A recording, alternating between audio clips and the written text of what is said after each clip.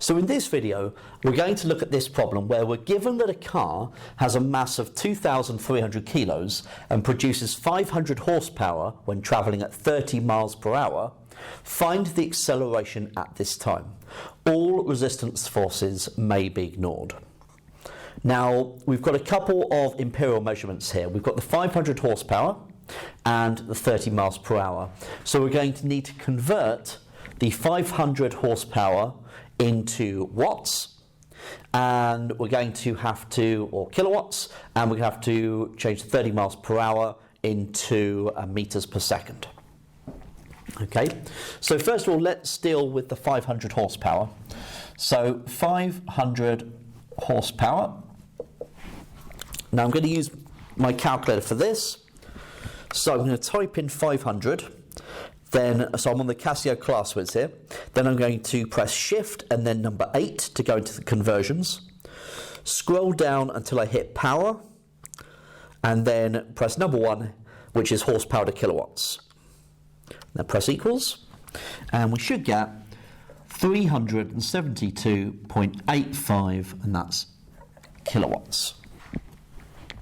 Okay, now in watts, that is 372,850 watts. So 372,850 watts. Right, now the 30 miles per hour. So 30 miles per hour. Now, the ClassWiz cannot convert miles per hour into meters per second for us, unfortunately. It can do kilometers per hour into meters per second, so that's quite useful. But what about miles into kilometers? So if we go into length, you'll see that in the conversions, you should find number 7 says miles to kilometers. So I can convert 30 miles into kilometers, and that's 48.28032. So that's 48.28032, and that's kilometers per hour.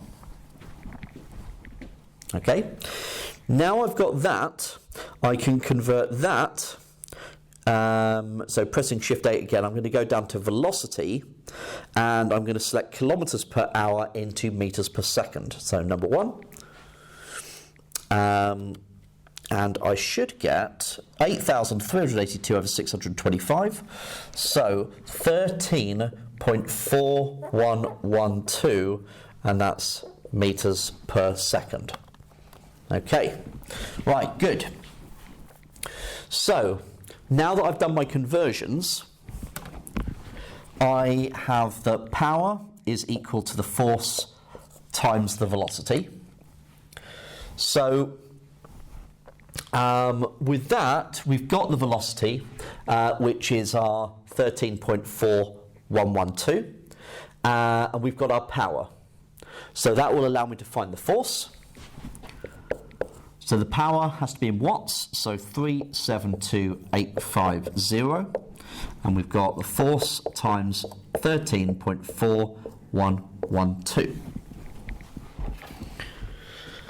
So 372,850 divided by 13.4112 gets me a force of 27801.3898. Okay, so we have that. So then the force, so remember we've got this driving force, okay, that's what we're including here, but there's no resistance forces. So it's just going to be the force is equal to the mass times the acceleration. So 27801.3898 is equal to the mass, which is 2,300, times by the acceleration. So divide by 2,300, and we should get 12.08756. So 12.1 meters per second to 3 significant figures. Okay? And so that is the acceleration that I wanted to find.